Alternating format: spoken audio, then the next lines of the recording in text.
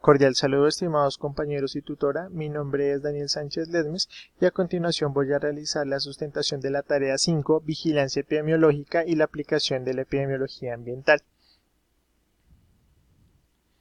Bueno, tenemos a la primera pregunta, que es explicar con sus propias palabras qué es la vigilancia epidemiológica en la salud ambiental. Este sistema de vigilancia lo que busca hacer es un monitoreo crítico en donde se haga la identificación de diferentes determinantes ambientales, los cuales van a incidir sobre los procesos de salud y enfermedad en algún lugar o población específica. Para que esto se logre, se abordan diferentes factores de riesgo a los cuales se le realiza una posterior intervención. Continuamos con la pregunta número 2. ¿Cuál es la cadena ambiente-salud? Incluye un ejemplo que permite evidenciar las fuerzas impulsoras o quienes generan la presión en el ambiente, el tipo de presión y su estado de exposición y efecto. Bueno, inicialmente la cadena ambiente-salud se definen como todas las relaciones que se van a establecer entre ambas cosas, entre el ambiente y la salud, y cómo estas relaciones se fortalecen y actúan como un determinante en un modelo explicativo de salud. Bueno, para explicar esta metodología se usa el modelo FPSEA, que es la sigla de lo que conforma pues, los eslabones de esta cadena, que son fuerza motriz, presión, situación, exposición, efecto y acción. Ahora tenemos este diagrama que lo explica. Primero tenemos una actividad, una fuente, que es la industria, el transporte, actividades domésticas, manejo de residuos y agricultura. Estos son como las actividades, lo que ejerce eso. Luego aquí tenemos unas emisiones, que es lo que genera cada una de estas actividades, que posteriormente pasan a ser un contaminante ambiental en alguno de los componentes que son aire, agua y suelo, y adicionalmente alimentos. Esto interactúa con los humanos, con las poblaciones, por lo cual se genera una exposición. Y en esta exposición ya puede ser externa, tenemos una dosis absorbida de los contaminantes que se generaron anteriormente, y todo esto son actividades de distribución humana en las que se genera pues esta absorción. Finalmente tenemos efectos en la salud, en los que encontramos los efectos subclínicos, morbilidad y mortalidad. La tercera pregunta es, ¿qué tipo de elementos son normalmente incluidos en la vigilancia epidemiológica en la salud ambiental? Bueno, inicialmente tenemos el agua para el uso y el consumo humano, porque como sabemos, en el agua contaminada puede generar diferentes afecciones a la salud, como enfermedades gastrointestinales. En nuestro país tenemos diferentes contaminaciones de fuentes hídricas, por lo cual es una de las principales cosas que se vigila. Pasa lo mismo para la contaminación del aire y la contaminación del suelo, que son los siguientes dos. Son la vigilancia de los diferentes componentes porque son con los que interactuamos directamente, y pues si presentan algún tipo de contaminación, esto va a generar afecciones en nuestra salud. Luego tenemos los desastres naturales y tecnológicos. Posteriormente los contaminantes ambientales y sustancias químicas que ya son externas, accidentes con mercancías peligrosas, efectos de los factores físicos, radiación ionizante y factores de riesgo biológico, que ya son algunos factores que no vienen propiamente por los componentes, sino se dan más es por la actividad humana, por los trabajos, pero que también pues pueden generar afecciones a la salud, por los cuales se establece una vigilancia epidemiológica. Continuamos con la cuarta pregunta. ¿Cuál es la información que se necesita como mínimo para la vigilancia epidemiológica en salud ambiental? Bueno, inicialmente tenemos los factores de riesgo. Como decía, pues estos son los rasgos que se le da a una población o un individuo para que pueda probablemente sufrir de algún evento o una enfermedad. Tenemos diferentes factores de riesgo como lo son los físicos, químicos, biológicos, mecánicos y psicosociales. También necesitamos conocer las características específicas del medio ambiente en el que se está realizando el estudio, porque son las condiciones individuales del área en el que se vigila. Entonces podemos presentar algunos contaminantes de la zona, afecciones particulares de los componentes por los cuales esto puede generar algún tipo de afección, y necesitamos conocerlo para establecer el plan de vigilancia.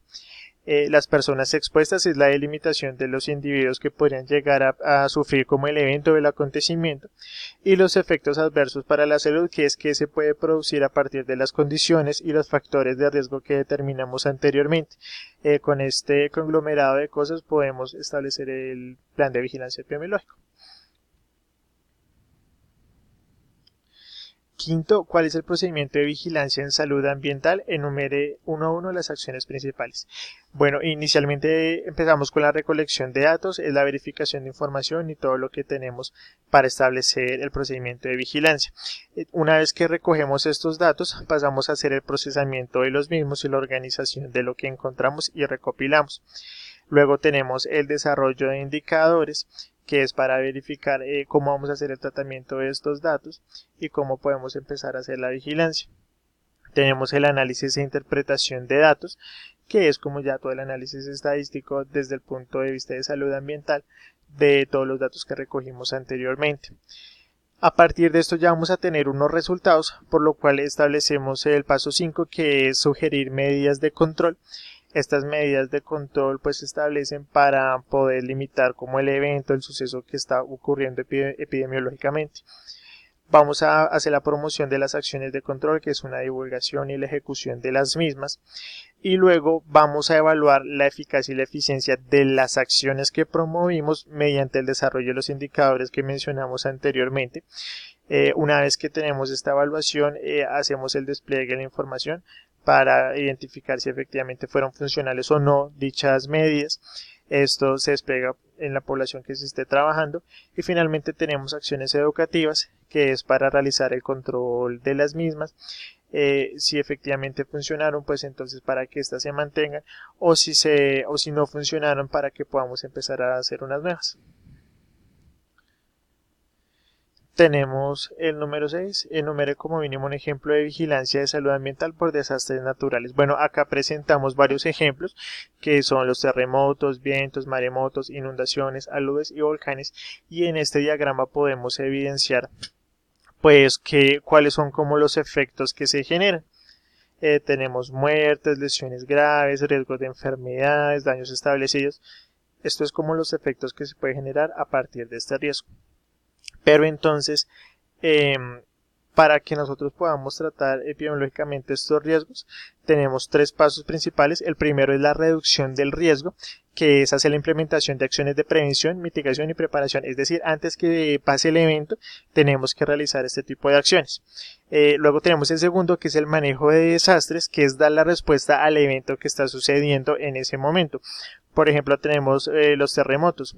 Tenemos que dar el manejo al desastre que pasó, poder ubicar a los sobrevivientes, garantizarles una alimentación, hidratación y demás para pues como frenar las muertes, lo que está pasando en el evento.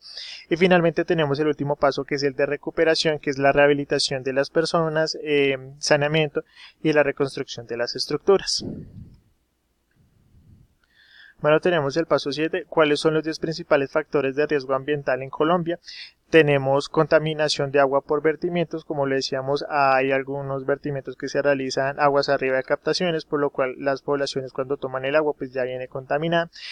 Pasa lo mismo con residuos, contaminación del aire, contaminación de suelos por residuos y vertimientos. Todo es como el contaminante a los componentes con los que interactuamos. Organismos biotransmisores de enfermedades, que es la generación de vectores por ciertas situaciones de saneamiento. Precipitaciones que pueden dar lugar a riesgos como inundaciones. El clima en general, acá hay diferentes cambios de clima que favorecen la proliferación de ciertos tipos de enfermedades. Efectos del cambio climático, que se da sobre todo a medios naturales y bióticos. La deforestación, que genera también riesgos de deslizamientos, inundaciones y propicia también el efecto del cambio climático. Y tenemos las condiciones de la población, que es el estudio de cómo afecta esto a ciertas poblaciones de estudio. ¿Qué es y cuál es la aplicación del Sistema de Información Geográfica SIG para la salud ambiental? Primero definimos qué es un SIG. Es el Sistema de Información Geográfica. Esto es un sistema de datos que tiene una superposición espacial, nos permite manejar diferentes tipos de datos de forma simultánea y con características asociadas. Esto se da más de forma geográfica y visual ordenada. El ejemplo que traigo es la aplicación de un SIC en la vigilancia epidemiológica a la fiebre aftosa que se desarrolló en Argentina. Principalmente es la evaluación de pues como la proliferación de la enfermedad que es la fiebre aftosa en ciertos animales en la industria pecuaria, pues que está generando la contaminación de los alimentos posteriores y pues la muerte de ciertas especies. La aplicación del SIC es básicamente una herramienta que se les está dando a estas personas para que ellos identifiquen dónde hay proliferación de la enfermedad y pues digamos como en los establos cómo se hace este manejo y cuántos animales se están presentando con esta enfermedad. Entonces en este primer plano que vemos acá vemos la cantidad de animales que hay por establecimiento y pues en los colores nos va indicando cuáles son los que están enfermos o no. Y finalmente acá en este segundo cuadro lo que se expone en el mapa es como la exposición que tienen y donde se está generando más el contagio por la fiebre aftosa. Esta aplicación pues es muy útil porque es un problema de tipo pecuario que se da muy a menudo y con esto pues ya las personas pueden organizarse de mejor forma para evitarlo. Pregunta 9. Explique brevemente cuáles son los mecanismos de control de la aplicación de la epidemiología ambiental en políticas públicas. Bueno, entonces son 3 pasos. Primero tenemos el control, la etapa y la evaluación de exposición. En el control tenemos la planificación del uso del suelo, límites de emisión, normas de calidad y sistemas de alerta y tratamiento. Eso es como la fase inicial previa antes de que tengamos un suceso. Luego tenemos etapa que es la fuente, emisión, dispersión, exposición y efectos en la salud, que es como cuando ya pasa el evento y empieza pues a ver como el despliegue de la enfermedad o lo que está sucediendo allí. Luego tenemos la evaluación de la exposición, que son los indicadores, modelos de dispersión y monitoreo de la contaminación y monitoreo personal.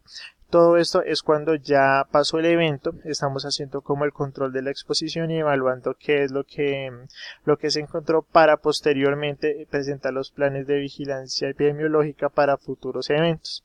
Y de esto se genera una política pública que ya pues los países adoptan y mejoran su calidad de vida.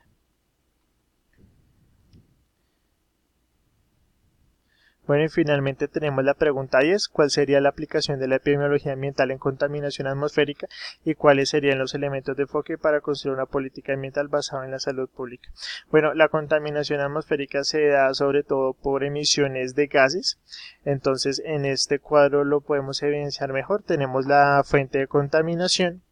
Acá hay unos mecanismos determinantes que dan las emisiones, ya pueden ser como chimeneas industriales, autos, levantamiento de material particulado, entre otros.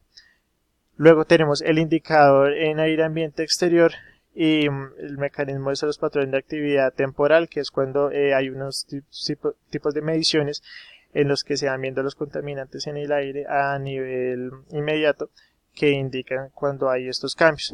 Tenemos la exposición de personal, que es cuando ya hubo el cambio en el aire y las personas están respirando estos contaminantes.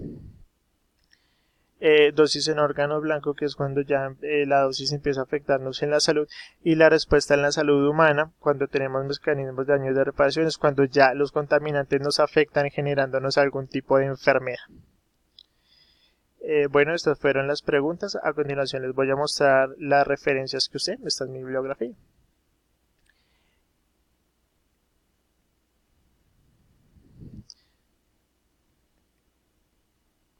Bueno, muchas gracias por su atención y que tengan una feliz noche.